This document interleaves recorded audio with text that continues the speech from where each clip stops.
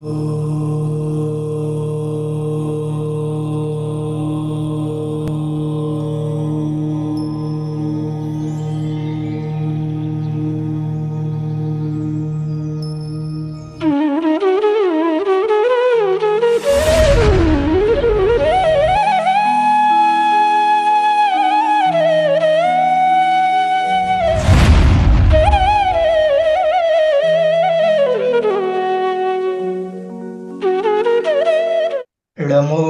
अरिहन्ताडम् ळमो सिद्धाडमडमो आयरियाडम् ळमो वज्झायाडम् ळमो लोये सव्वसाहुडम् मोक्षमार्गस्य नेतारं भेत्तारं कर्म बुभृताम् जातारं विश्वतत्त्वानां वंदे तद्गुण लब्धये। बोले पंच परमेष्ठी भगवान की जय।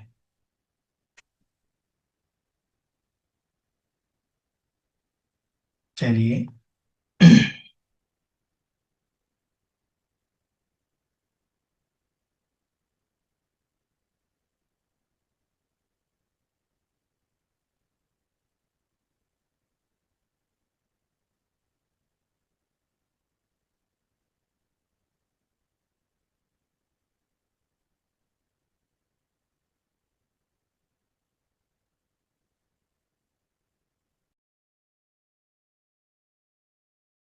निकाल लें सभी।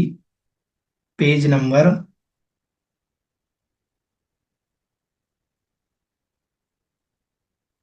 232।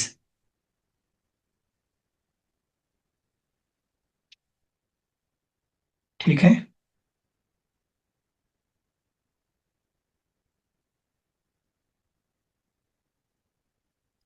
और गद्यांश नंबर 589 यहीं से पढ़ना है।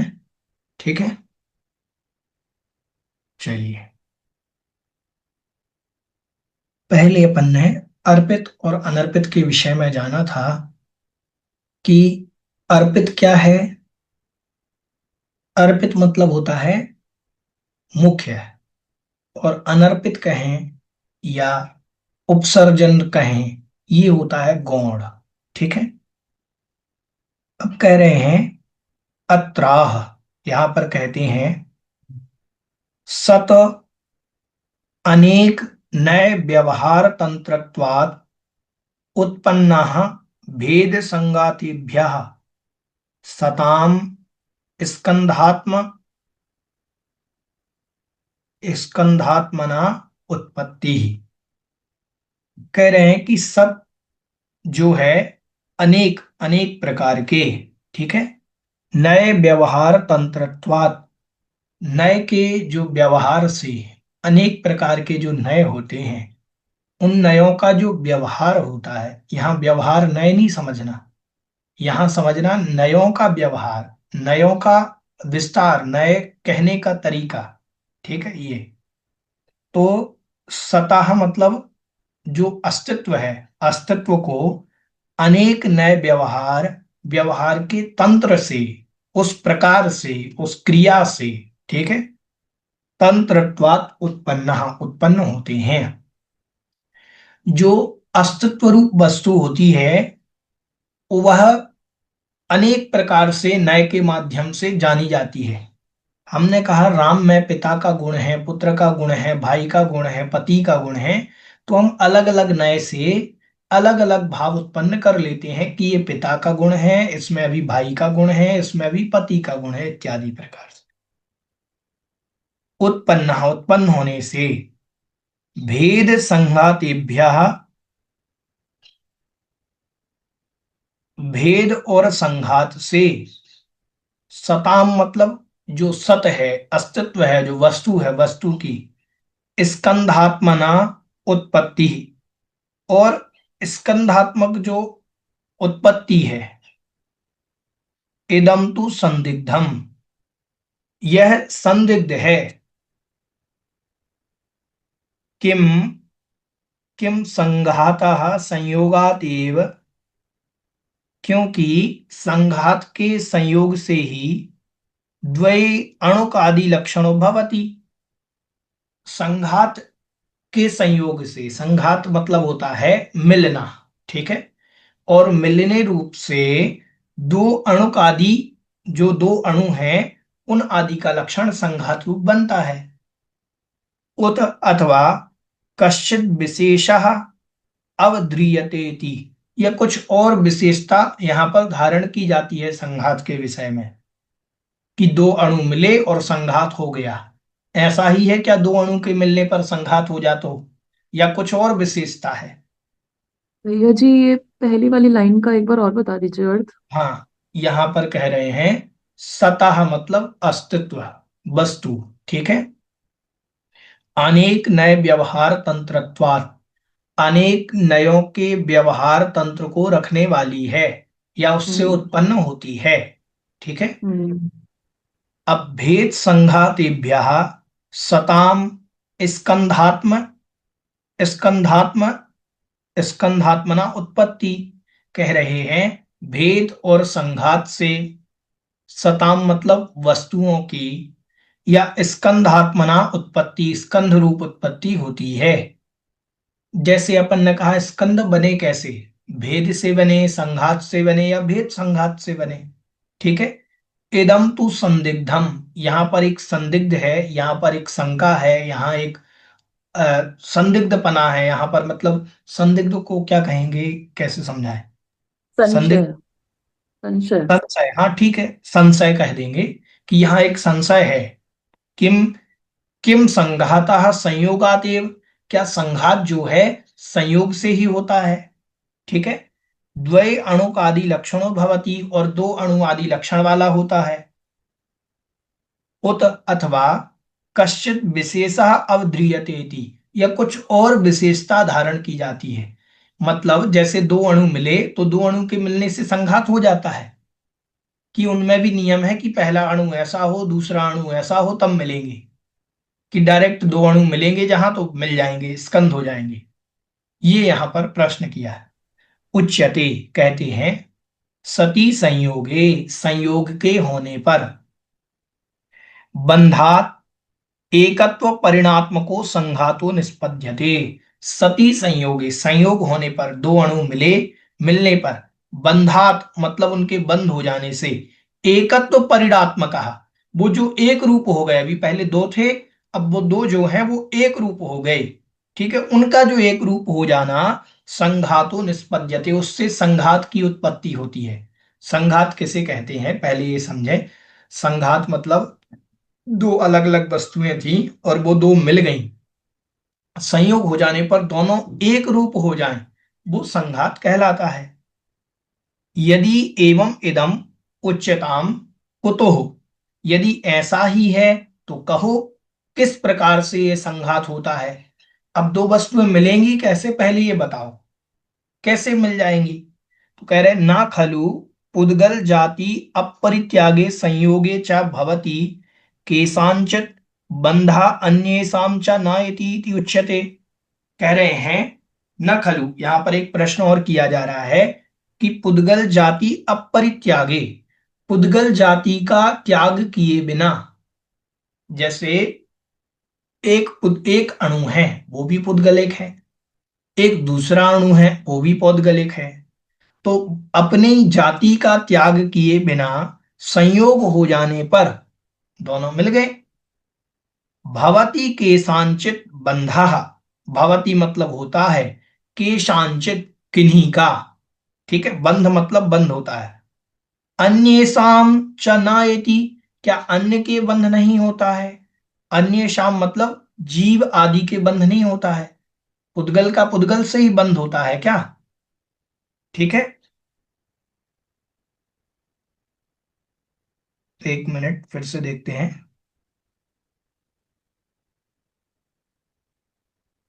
हाँ यही है, क्या अन्य शाम चानायति, अन्य शाम मतलब अन्य जो हैं वो बंध को प्राप्त नहीं होते। तो उच्यते मतलब कहते हैं यस्मात् तेषां पुद्गलात्म विशेषे अपि अनंत पर्यायाणाम परस्पर विलक्षण परिणामात् आहित सामर्थ्यात भवन प्रतीता। यस्मात मतलब जिस कारण से, तेषाम मतलब उन, पुद्गलात पुद्गलात्मा, पुद्गल आत्मा जो है उनके, पुद्गल और आत्मा दो निकलेंगे यहां शायद।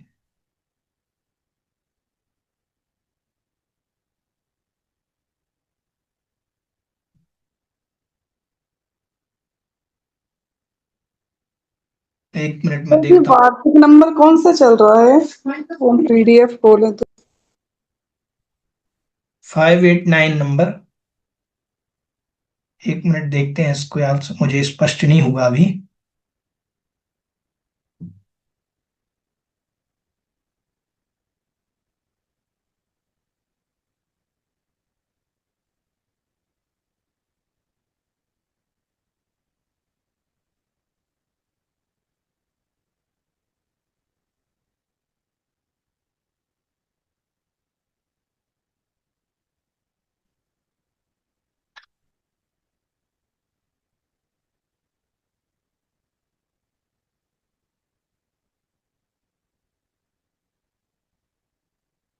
ठीक है, यहां पर ये कह रहे हैं कि उद्गल जाति को त्यागे बिना संयोगे सती दोनों का संयोग हो जाने पर भी केसांचित बंधा अन्येषां च नायति। किन्हीं पुद्गलों का तो बंध होता है और किन्हीं पुद्गलों का नहीं होता है। जैसे अपन उदाहरण से मान लीजिए, दूध में पानी मिलाते हैं, अब ये तो स्कंद है वैसे, कि अपन को जो दिखाई दे रहा है वो सब स्कंद है। दूध में पानी मिलाते हैं तो मिल जाता है, लेकिन जैसे पेट्रोल में पानी मिलाते हैं तो मिलता नहीं है, तेल में पानी मिलाते हैं तो मिलता नहीं है, वो अलग अलग रहता है। ठीक है, तो वहां क्यों नहीं हो रहा है? किन्हीं का तो बंद हो जाता है, किन्हीं का नहीं होता है। ठीक है, तो कुछ अणु जो है पुद्गल, अपनी अपनी दोनों पुद्गल जाति के हैं, तो दोनों बंध को प्राप्त क्यों नहीं हो रहे? कुछ तो प्राप्त हो जाते हैं, कुछ नहीं होते। उसका कारण क्या है? तो यस्मात् मतलब जिससे, तेषाम उद्गलात्म विशेषे अपि अनंत पर्यायाणाम परस्पर विलक्षण परिणामात आहित आहित सामर्थ्यात। ठीक है, कह रहे हैं पुद्गलात्म विशेषे, पुद्गलात्म विशेष में मतलब उन पुद्गलों में भी अनंत पर्यायाणाम, अनंत पर्याय होती हैं। पुद्गलों में भी अनंत पर्यात्मक पुद्गल होते हैं। परस्पर विलक्षण परिणामात आहित, परस्पर विलक्षण अपने में अलग अलग लक्षण को लिए हुए, परिणाम वाले, आहित मतलब धारण किए होते हैं। देखो, सारे पुद्गल के गुण एक जैसे नहीं होते, अणु के भी। एक अणु का गुण अलग है, दूसरे अणु का गुण अलग है, तीसरे का अलग है। ठीक है, अलग अलग अणुओं के अलग अलग गुण होते हैं, तो उनके होने से सामर्थ्यात, उनकी सामर्थ्य से, आभवन प्रतीता, इस प्रकार से प्रतीत होता है। क्या प्रतीत होता है? वो अगले सूत्र में उसका जवाब दे रहे हैं। देखो, समझो, उद्गल के दो अणु हैं, एक अणु ये है, एक अणु ये है। ये हो सकते हैं बंध को प्राप्त हो जाए, लेकिन ये अणु इसमें बंध को प्राप्त नहीं हुआ था, ये भी तो उसी के समीप था। क्यों नहीं हुआ? तो अपन थोड़ा समझते हैं पहले। देखो, पुद्गल के अणु में चार गुण मुख्यतया पाए जाते हैं। एक तो स्पर्श पाया जाएगा, ठीक है, एक रस पाया जाएगा, एक गंध पाया जाएगा, एक वर्ण पाया जाएगा। ठीक है, स्पर्श, रस, गंध और वर्ण। ठीक है, अब स्पर्श, वो रस, गंध और वर्ण, ये बंध में कुछ काम नहीं करते, इनका बंध में कोई काम नहीं। किन किन का? रस का, गंध का और वर्ण का। हाँ, हर अणु का रस होता है, हर रस अणु में गंध होती है, हर अणु का वर्ण भी होता है। अब काम कौन करता है बंध में? अब ये भी एक अणु है, उसमें भी ये तीन गुण है, तो ये बंध में कोई कारण नहीं है। बंधेंगे तो ये दोनों के कारण, स्पर्श गुण के कारण। स्पर्श में भी कैसे होते हैं अपन समझे। स्पर्श के 8 भेद। कितने भेद हैं? 8। हल्का, भारी, कड़ा, नरम, रूखा, चिकना, ठंडा, गर्म। ठीक, अब हल्का भारी जो है, या तो हल्का होगा या भारी होगा, लेकिन ये हल्का भारी कब डिसाइड होगा? जब दूसरा उसके सामने आएगा। अभी इसमें हल्का भारी गुण है, लेकिन पता नहीं कि ये हल्का गुण है कि ये भारी गुण है। ये डिसाइड कब होगा? जब दूसरा अणु सामने आएगा। अगर ये भारी है तो ये हल्का हो जाएगा, इसकी अपेक्षा रखते हैं ये हल्का भारी तो। ठीक है। अब रूखा चिकना कड़ा नरम, जैसे कड़ा और नरम है, कड़ा नरम भी एक दूसरे की अपेक्षा रखते हैं, लेकिन रूखा और चिकना और शीत और उष्ण, ये जो चार गुण हैं कौन कौन से? रूक्ष और स्निग्ध और शीत और उष्ण है। इनमें से दो तो रहते ही हैं, या तो शीत गुण रहेगा या तो उष्ण रहेगा, या स्निग्ध रहेगा या रूक्ष रहेगा। तो इन चार में से तो दो रहते हैं कोई। अब देखें, मान लीजिए इसमें स्निग्ध गुण है, चिकना गुण, तो जब चिकना है तो रूक्ष गुण नहीं होगा। समझ में आ गया? यदि उष्ण है तो शीत नहीं होगा। ठीक है। और इसमें मान लीजिए इसमें शीत गुण है और रूक्ष गुण है। समझ में आया? तो अलग अलग पुद्गल परमाणुओं में अलग अलग गुण पाए जाते हैं। अब उनकी अपेक्षा से ये बंध कहेंगे कि ये बंध क्यों नहीं हुआ, क्यों होता है, क्यों नहीं होता है। तो कह रहे स्निग्ध रूक्षत्वाद बंधा। सूत्र कह रहे हैं कि स्निग्ध और रूक्ष के कारण बंध होता है, बाकी के गुणों के कारण नहीं होता। पुद्गल में कितने गुण हैं? स्पर्श भी है, रस भी है, गंध भी है, वर्ण भी है। तो इन तीन से तो बंध होता ही नहीं, पहली चीज ना इन तीन से होता है। अब मात्र बना स्पर्श गुण। स्पर्श गुण में भी सारे स्पर्श गुणों से नहीं होता। मात्र दो स्पर्श गुण हैं जो बंध को, बंधन का कारण बनते हैं, एक स्निग्ध और एक रूक्ष। समझ में आया? ये बंध के कारण बनते हैं। जैसे अपने यहां आत्मा के लिए राग और द्वेष। आत्मा में राग मतलब स्निग्ध और रूक्ष मतलब द्वेष। आत्मा यदि राग और द्वेष ना करे तो बंध ही नहीं होगा आत्मा में कर्मों का। बंध कब होता है? राग और द्वेष से। पुद्गल में भी बंध कब होता है? पुद्गल में बंध होता है स्निग्ध और रूक्ष से। धर्म द्रव्य अधर्म द्रव्य आकाश द्रव्य में बंध क्यों नहीं होता? ना उनमें राग गुण पाया जाता, ना द्वेष गुण पाया जाता, ना स्निग्ध गुण पाया जाता, ना रूक्ष गुण पाया जाता। तो पुद्गल में जो बंध का प्रमुख कारण है वो स्निग्ध और रूक्ष गुण है। इनसे ही पुद्गल से पुद्गल बनता है। ठीक है, समझ में आया? और आत्मा में जो कर्म बंधते हैं वो राग और द्वेष गुण के कारण बनते हैं। ठीक है, समझ में आया? तो ये कह रहे हैं कि कुछ पुद्गल जो बंध को प्राप्त हो रहे हैं, कुछ नहीं हो रहे, उसमें कारण क्या है? तो कह रहे हैं स्निग्ध रूक्षत्वाद बंधा, और स्निग्ध और रूक्ष गुण के कारण बंध होते हैं। अभी आप तीन चार सूत्र पढ़ेंगे, चार सूत्रों में लगभग ये पूरा स्पष्ट होगा, अभी नहीं हो पाएगा एक सूत्र से। ठीक है। ना जघन्य गुणानाम गुण साम्य सदृशानाम और द्वधिकादि गुणानाम तू। इन ये चार सूत्र जो हैं, स्निग्ध रूक्षत्वाद बंधा से लेकर के द्वधिकादि गुणानाम तू तक, ये चार सूत्र जो हैं ये अपन को स्पष्ट करेंगे कि बंध कैसे होता है। ठीक है, एक से मतलब इससे अकेला भी नहीं हो पाएगा अभी स्निग्ध रूक्षत्वाद से। अपन को बस ये जानना है कि पुद्गल में जो पुद्गल बंधा है वो किस गुण के कारण बंधा? स्निग्ध और रूक्ष गुण के कारण। ठीक है, समझ में आया? बाह्य अभ्यंतर कारण वसात, बाह्य कारण और अभ्यंतर कारणों के वशीभूत होकर के स्नेह पर्याय आविर्भावात स्नेहीयते स्मेति स्निग्धा। बाह्य और अभ्यंतर कारण के वशीभूत होकर के स्नेह पर्याय का आविर्भाव होता है। अब जिसमें चिकनाहट गुण होगा तो उसकी उत्पत्ति उसमें होगी। स्नेहीयते स्मेति स्निग्धा, जो चिकना होता है या चिकने पने को प्राप्त होता है उसको स्निग्ध कहते हैं। तथा रक्षणात् रूक्षः, रूक्षणात् रूक्षः, और जो रूखा होता है उसको रूक्ष कहते हैं। ठीक है, जो रूखा होता है उसको रूक्ष कहते हैं। और स्निग्धा रूक्षा स्निग्ध रूक्षौ, यहां पर द्वंद्व समास किया। स्निग्धा रूक्षा स्निग्ध रूक्षौ, और तयो भावः स्निग्ध रूक्षत्वम, और उन दोनों का जो भाव है वह स्निग्ध रूक्षत्व कहलाता है। अब कह रहे स्निग्धत्वम और चिक्कण गुणत्व लक्षण पर्याय।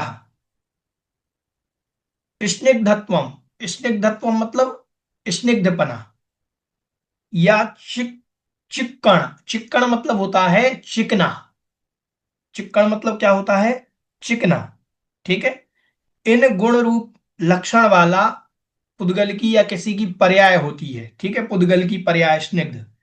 तद विपरीत परिणाम रुक्षत्व, और उससे जो विपरीत परिणाम वाला है वह रुक्ष है, जिसकी रूखी रूखा गुण है वह रुक्ष पर्याय वाला, और जिसका चिकना गुण है वह चिकनी पर्याय वाला। स्निग्ध रुक्षत्वाद हेतु निर्देशा, यहां पर पंचमी विभक्ति का प्रयोग किया गया है कि स्निग्ध रुक्षत्वात्, स्निग्ध और रुक्षपने से जो हेतु का निर्देश किया है कि बंध में कारण, बंध में हेतु कौन है, स्निग्ध और रुक्ष गुण ही बंध में हेतु हैं, इनके कारण से बंध होता है, ठीक है। तत्क्रतो बंधा, उनके द्वारा किया गया ही बंध होता है, किनके द्वारा बंध होता है, तत्कृता, स्निग्ध और रुक्ष गुण के कारण ही बंध होता है। द्वे अणुकादि परिणाम, अब वो दो अणु आदि जो परिणमन हो रहा है, एक अणु से एक अणु जो मिल रहे हैं, वो कैसे मिल रहे हैं, इसी स्निग्ध और रुक्ष गुण के कारण बंध को प्राप्त होते हैं। द्वयोः स्निग्ध रूक्षयोः अणवोः परस्पर श्लेष लक्षणे बंधे सति द्वय अणुक स्कंधो भवति। द्वयोः मतलब दो, दो अणु, दो के, किसके, स्निग्ध रुक्ष अणयोः, एक स्निग्ध का अणु है एक रुक्ष का अणु है, इन दो स्निग्ध और रुक्ष अणु के परस्पर श्लेष लक्षणे, परस्पर मतलब आपस में, श्लेष, श्लेष मतलब चिपक जाना, श्लेष का मतलब क्या होता है, चिपक जाना, लक्षण होने पर, सती मतलब होने पर, श्लेष मतलब चिपकने रूप लक्षण होने पर, बंधे सती ऐसा बंद हो जाने पर, द्वैक द्वि अणुक स्कंदो भवतु, दो अणु वाला स्कंद हो जाता है। दो एक एक अणु जब एक रूप हो जाते हैं तब ये दो अणु वाला स्कंद कहलाता है, ठीक है। एवं इस प्रकार संख्ये असंख्ये अनंत प्रदेश स्कंधो युज्य, ऐसे ही संख्यात असंख्यात और अनंत प्रदेश अणु जब मिल जाते हैं तो ऐसा, जैसे एक स्कंध, जैसे मान लीजिए एक अणु है, एक अणु में संख्यात भी जुड़ गए, असंख्यात भी जुड़ गए, अनंत भी जुड़ गए, तो वो जो मिलना है वह इस प्रकार से अनंत अणुओं का मिल करके एक स्कंद बन सकता है। नहीं आया समझ में, जैसे जैसे रेत के कण है, रेत के कण, रेत के कण हमने लिए, एक कण को मान लीजिए एक अणु माना, एक दूसरा कण लिया, उन दोनों को मिलाया तो दो कण वाला एक स्कंध बना, ठीक है। रेत के 50-100 कण लिए, उसमें थोड़ा सीमेंट डाल दिया तो उनको एक बना लिया, तो वो और बड़ा एक स्कंध हो गया, संख्यात अणुओं का स्कंध हो गया मान लीजिए, ठीक है। हमने रेत भी ली, सीमेंट भी लिया, ईंट भी ली, पत्थर भी लिए और उनसे एक दीवार बना दी, तो दीवार एक स्कंध हो गया अनंत अणुओं का मिलकर के, समझ में आया। तो संख्यात असंख्यात अनंत रूप मिलकर के वो ऐसे अणु बनते हैं, स्कंद बनते हैं अणुओं से मिलकर के। तत्र स्नेह गुण, वहां पर स्नेह गुण जो है, एक दो त्रि चतु संख्ये असंख्ये अनंत विकल्प, स्नेह गुण की कितने विकल्प हैं, एक भी है, दो भी हैं, तीन चार, संख्यात असंख्यात और अनंत भेद वाले होते हैं। तथा रूक्ष गुणों भी, ऐसे ही रूक्ष गुण वाले भी जो परमाणु हैं वो भी संख्यात भी हैं, एक भी हैं, दो भी हैं, संख्यात असंख्यात अनंत पुद्गल परमाणु हैं, ठीक है, रूक्ष गुण वाले भी। तदगुण परमाणव संति, उन गुण वाले परमाणु होते हैं। परमाणव बहुत सारे अणु हो गए, वह परमाणु जो हैं, अनंत परमाणु स्निग्ध गुण वाले भी हैं, अनंत परमाणु रूक्ष गुण वाले भी हैं। तथा तोय, तोय अज, ठीक है, तोय अजा गो महिष महिषी उष्ट्री क्षीर घृतेषु स्नेह गुणा प्रकर्ष अप्रकर्षण प्रवर्तते। कह रहे हैं जैसे, यथा मतलब जैसे, तोय, तोय मतलब होता है जल, ठीक है, तोय मतलब जल। फिर अजा, अजा मतलब बकरी। फिर गो मतलब गाय, गाय से ऊपर महिषी मतलब भैंस, भैंस से ऊपर उष्ट्री मतलब ऊंटनी। इनके क्षीर घृतेषु स्नेह गुणा, इनके क्षीर में, दूध में, और इनके घृत में, घृत मतलब घी में, स्नेह गुण जो है प्रकर्ष अप्रकर्षण प्रवर्तते, उत्कृष्ट और जघन्य रूप से, प्रकर्ष रूप से और जघन्य रूप से प्राप्त होता है। अब पानी में भी स्निग्ध गुण है, लेकिन कम चिकना है। उससे ज्यादा चिकना बकरी का दूध है, बकरी के दूध से ज्यादा चिकना गाय का दूध है, गाय के दूध से ज्यादा चिकना भैंस का दूध, भैंस के दूध से ज्यादा ऊँटनी का, ऊँटनी से ज्यादा बस इतना ही लिखा है, ठीक है। तो इत्यादि प्रकार से इन्होंने लिखा। स्निग्ध, अब उनमें भी चिकने, चिकने गुण की प्रकर्षता अप्रकर्षता है, कोई कम है कोई ज्यादा है, एक दूसरे से प्रकर्ष अप्रकर्ष है। तो सब में ऐसे गुण पाए जाते हैं, ठीक है। किन्हीं में स्निग्ध गुण ज्यादा है, किसी में कम है, किसी में और कम है, किसी में और कम है, ऐसा। अब कह रहे पांसु, कणिका, शर्करा आदिशु रूक्ष गुणो दृष्टा। ऐसे ही पांसु, पांसु मतलब होता है पांसा, यहां पांसु का अर्थ पांसा नहीं लिया होगा, पांसु का अर्थ पांसु ही लिया, मतलब कोई एक कण, ठीक है, बिल्कुल रेत आदि का कण, वो ले लिया। पांसु से कणिका, कणिका मतलब उससे और थोड़ा ज्यादा रूक्ष, रूखा होगा। और कणिका से शर्करा, शक्कर, ठीक है। आदिशु रूक्ष गुणों दृष्टा, उनमें ऐसा गुण, रूक्ष गुण देखा जाता है। जैसे स्निग्ध गुण में अंतर पड़ा, ऐसे ही पांसु में, कोई कण में, कोई शक्कर आदि के टुकड़े में रूक्ष गुण होता है, रूखे होते हैं वो। तथा परमाणुषु अपि स्निग्ध रूक्ष गुणयो वृत्ति, परमाणुओं में भी स्निग्ध रूक्ष गुण की जो वृत्ति होती है, जो स्वभाव होता है, प्रकर्ष अप्रकर्षण अनुमीयते, प्रकर्ष और अप्रकर्ष की तरह अनुमान करना चाहिए, मानना चाहिए या मापना चाहिए, ठीक है। उनका अनुमान उत्कृष्ट जघन्य गुण की अपेक्षा करना चाहिए, कि इसमें ज्यादा चिकने हैं, ये कम चिकने हैं, ठीक है। समझ में आया। कुछ चीजें ऐसी होती हैं जो चिकनी चिकनी दोनों चीजें हैं, वो बंध को प्राप्त नहीं हो, समझ में आया। कुछ हो जो बंध को प्राप्त भी हो जाती हैं, कुछ नहीं चिपकती, ठीक है, ऐसा भी होता है। तो इत्यादि भैया प्रकार। जी, हाँ जी। इसमें लिखा हुआ है कि पांशु, कणिका और शर्करा आदि में उत्तरोत्तर न्यून रूप से, तो न्यून रूप से मतलब भैया रुक्ष न्यून, गुण रहता है। हाँ, रूक्ष गुण तो सबसे ज्यादा, उत्तरोत्तर न्यून मतलब सबसे ज्यादा पांसु में रूक्षपना होगा, अच्छा। उससे ज्यादा कणिका में रूक्षपना होगा, वो उससे कम, और उससे कम हो जाएगा शर्करा में, ठीक है, ऐसे जानना चाहिए। और भैया जी जो ये है कि में बाह्य और नीचे लिखा है अभ्यंतर। क्या? अच्छा, नीचे लिखा हाँ है, जी, नीचे। नीचे हाँ, नीचे लिखा ऊपर हुआ नहीं था दिया भैया। उन्होंने, न्यू नहीं दिया ऊपर, ठीक है। हम्म। हाँ जी। और भैया जी जो ये लिखा हुआ था ना कि बाह्य और आभ्यंतर कारण से जो स्नेह पर्याय उत्पन्न होती है उससे पुद्गल स्निग्ध कहलाता है। ठीक तो है। ये बता दीजिए भैया। बाह्य और स्नेह का देखो, पुद्गल की जो पर्याय हैं, वास्तविकता में जो अणु है, स्वतंत्र अणु है, शुद्ध अणु है, उसकी जो बाह्य और पहले स्वयं की, बाह्य का मतलब हुआ बहिरंग, और स्वयं हम्म। अंतरंग का हुआ अभ्यंतर। आभ्यंतर। आभ्यंतर हम्म। कारण में भी उसमें चिकनेपन की योग्यता होनी चाहिए, तो उसमें बाह्य में चिकनापन उत्पन्न होगा। किसी हम्म। द्रव्य में चिकनेपन की योग्यता ही नहीं है, हम रेत से तेल निकालने की कोशिश करें तो तेल निकलेगा ही नहीं, क्योंकि उसमें हम्म। आभ्यंतर कारण भी तेल नहीं है, और बाह्य कारण कितने भी मिलाने पर वो योग्यता नहीं बनेगी। समझ में आया। ऐसे ही हम्म। इस उद्गल के अणु में जो गुण है स्वभाव से वो वैसा ही रहेगा। हाँ, अभी जब अपन मिलाएंगे तो मिलने के बाद परिवर्तित हो जाता है, वो अपन अभी बाद में पढ़ेंगे। लेकिन अभी जो अणु में गुण है वो परिवर्तित नहीं होगा, उसमें स्निग्ध गुण आ गया तो वो स्निग्ध गुण ही रहेगा, ठीक है। हम्म। अभ्यंतर और बाह्य कारण जो उनको हम्म। प्राप्त हुआ है उस निमित्त से, ठीक। ठीक है। और किन्हीं का कोई प्रश्न? चलिए तो आगे भैया बढ़ते जी जो राग है, राग स्निग्ध कैसे हुआ? और फिर राग का आत्मा, मतलब जब हम राग करते हैं तो फिर आत्मा से बंद हो जाता है। हैं। हाँ जी, ठीक है, ध्यान से सुने। राग और द्वेष दो परिणति हैं।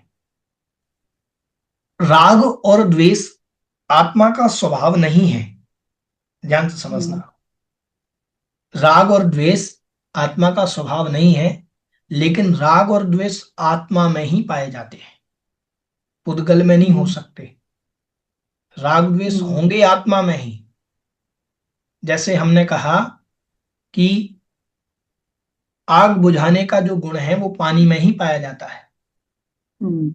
ऐसे ही राग द्वेष है जो पानी में ही पाया, वो आत्मा में ही पाया जाएगा, अन्यत्र नहीं पाया जाएगा। लेकिन राग द्वेष को उत्पन्न आत्मा करता है, उसका कर्ता, राग द्वेष का कर्ता कौन है? हम्म। राग द्वेष का कर्ता आत्मा है, पुद्गल नहीं है। हम्म। हम्म। कोई कर्म के उदय से राग द्वेष नहीं होता है। राग द्वेष आत्मा उत्पन्न करता है कर्मों का निमित्त पा करके। हम्म। ध्यान से सुनना।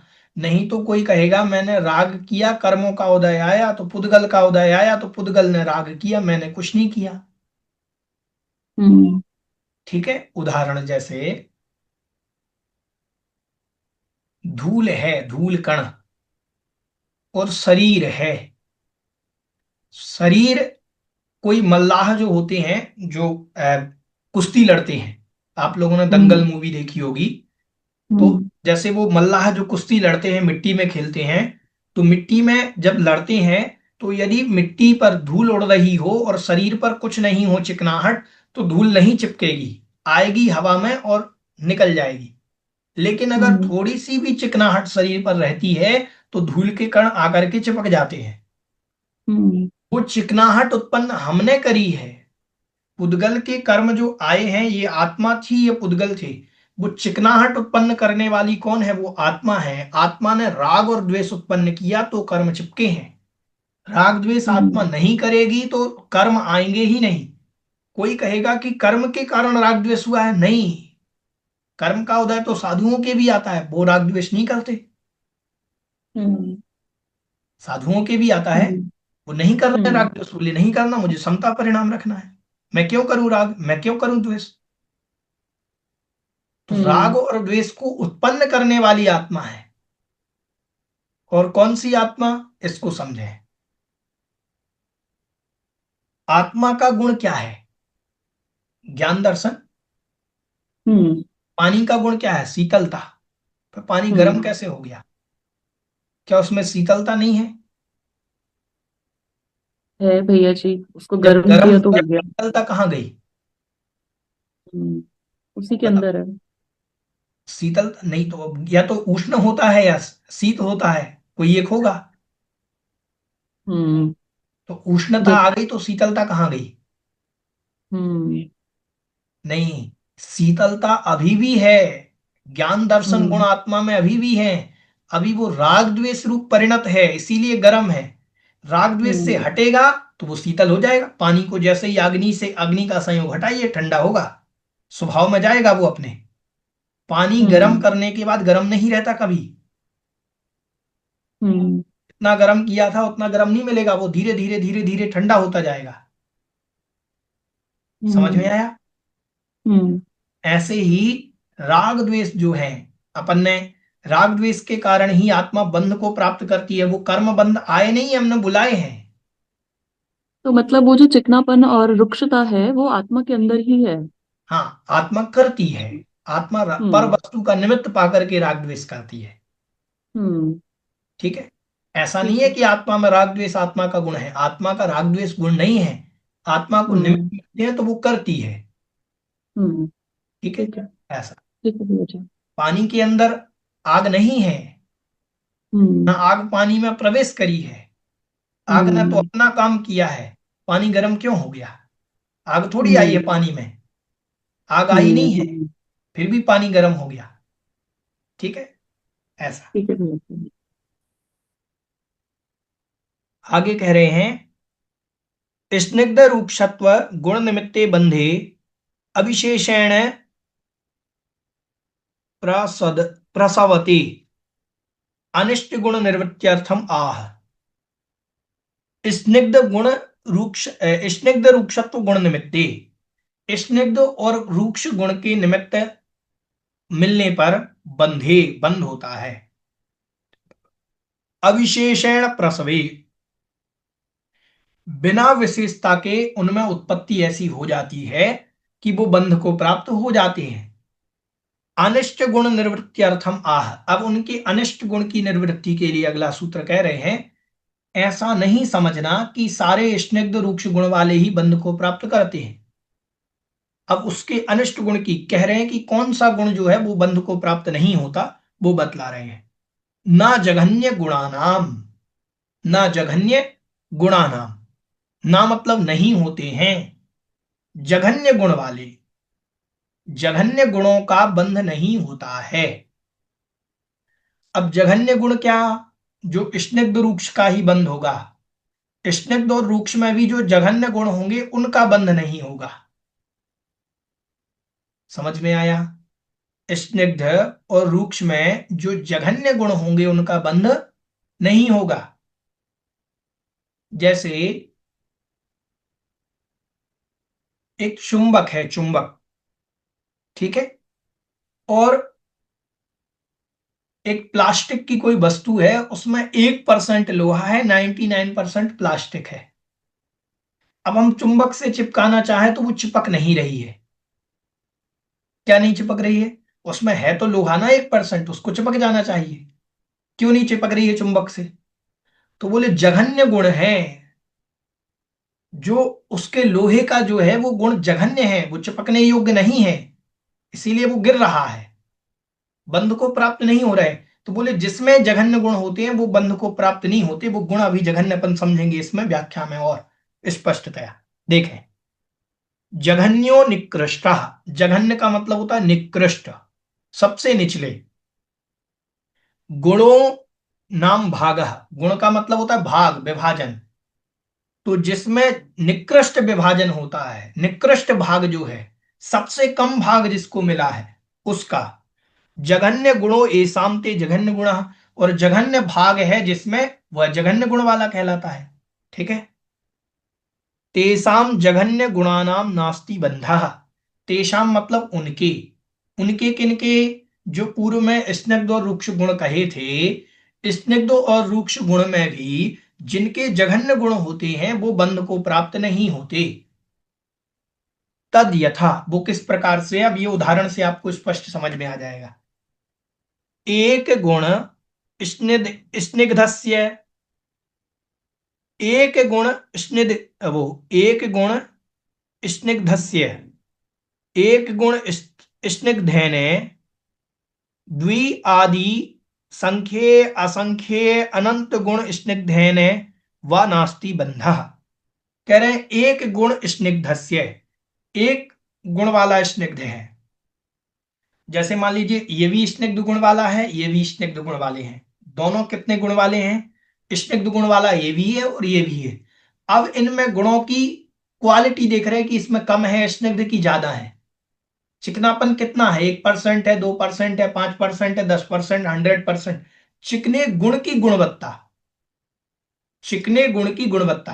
तो कह रहे हैं मान लीजिए एक गुण स्निग्धस्य, इसमें स्निग्ध का एक गुण है। कितना गुण है? एक गुण है। ठीक है, तो कह रहे एक गुण स्निग्धेन है, एक गुण स्निग्ध के द्वारा। ठीक है, तो एक गुण इसमें है, एक गुण इसमें है, ये दोनों बंध को प्राप्त नहीं हो सकते क्योंकि जघन्य गुण वाले हैं। दोनों कैसे गुण वाले हैं? इसमें भी सबसे जघन्य एक गुण है, इसमें भी सबसे जघन्य एक गुण है, ये बंध को प्राप्त नहीं होंगे। ठीक, मान लीजिए इसमें एक में तो एक ही है, एक में एक है, फिर कह रहे हैं दो है, दो आदि, दो है, तीन है, चार है, संख्य असंख्य अनंत है। ठीक है, स्निग्ध है व नास्ति बंधा। अब इसमें तो दो है, चार, 5, 8, 10, 50, 100 संख्यात असंख्यात अनंत गुण है। स्निग्ध की जो गुण की जो क्वालिटी है वो असंख्यात गुणवत्ता वाला है, और यहां एक है, तो इनका एक का और अनंत का बंध नहीं होगा, एक का और दो का बंध नहीं होगा, एक का और तीन का बंध नहीं होगा, क्योंकि जघन्य गुण वाले का बंध नहीं होता है, ये कहा है। तो फिर क्या होता है, इसका कभी बंध नहीं होगा? नहीं, इसमें भी गुण स्वभाव रूप से बढ़ते घटते रहते हैं, जब इसमें बढ़ेंगे तो बंध हो सकता है। अभी एक गुण है इसलिए बंध नहीं हो रहा है। प्लास्टिक में अभी 1% लोहा मिला है तो बंद नहीं हो रहा है, 2-5% मिल जाएगा, हो सकता है चिपक जाए वो। समझ में आया? ऐसा। तस्य एव, उसके ही, एक गुण स्निग्धस्य, एक गुण रूक्षेण। अब एक गुण स्निग्ध का है उसके ही, अब ये एक गुण स्निग्ध वाला ये वापस आ गया, एक गुण स्निग्ध का है और एक गुण रूक्षेण है, एक गुण रूक्ष का है, तो भी बंध को प्राप्त नहीं होंगे। ध्यान से समझें, एक गुण स्निग्ध वाला एक गुण रूक्ष वाला तो भी बंध को प्राप्त नहीं होंगे, क्योंकि दोनों में जघन्य है, इसमें भी जघन्य गुण है, इसमें भी जघन्य गुण है, ये दोनों बंध को प्राप्त नहीं होंगे। ठीक है। अब कह रहे हैं ये तो स्निग्ध गुण वाला है, लेकिन आदि दो आदि मतलब 2 3 4 5 से लेकर के संख्यात असंख्य अनंत गुण रूक्षण है, ये अनंत गुण रूक्ष वाला भी है, तो नास्ति बंधा, एक गुण वाले के साथ ये बंध को प्राप्त नहीं होगा। समझ में आया? ठीक है। तथा एक गुण रूक्षस्यापि योज्यमिति, अब इसको स्निग्ध की जगह रूक्ष कह दीजिए। अब ये एक गुण रूक्ष वाला है और ये एक गुण रूक्ष वाला है, तो दोनों बंध को प्राप्त नहीं होंगे। ये एक गुण रूक्ष वाला है, ये दो गुण रूक्ष वाले, तीन गुण रूक्ष वाले, चार पांच संख्यात असंख्यात अनंत, तो भी बंध को प्राप्त नहीं होंगे। तात्पर्य यह है कि जघन्य गुण वाले में बंध नहीं होता। पहले एक गुण मात्र 1% समझ लीजिए, अगर किसी में 1%, इसमें स्निग्ध भी 1%, इसमें भी स्निग्ध 1%, तो बंध को प्राप्त नहीं होंगे। मतलब जघन्य से ऊपर होना चाहिए। समझ में आया कि नहीं आया? तो ना जघन्य गुणाना मतलब जघन्य गुण वाले की बंध प्राप्त नहीं होता, ये यहां पर कहा है। ठीक है, आज इतना ही। यहां तक किन्हीं की कोई जिज्ञासा पूछ सकते हैं। भैया जी, जैसे इसका मतलब ये हुआ कि अगर एक गुण स्निग्ध का हुआ और एक रुक्ष का हुआ तो भी नहीं होगा उनका बंध, और अगर एक स्निग्ध का है और रुक्ष के अगर संख्यात असंख्यात भी हैं तो भी नहीं होगा, और हाँ अगर जी, एक एक स्निग्ध है और बाकी रुक्ष वाले संख्यात असंख्यात है तो भी नहीं होगा बंध। बस सीधी बात है, एक का एक से नहीं होगा, जिसका भी एक होगा वो बंध को प्राप्त नहीं होगा। चाहे वो किसी का किसी से भी हो। हाँ, किसी का किसी से भी हो, वो बंध को प्राप्त नहीं।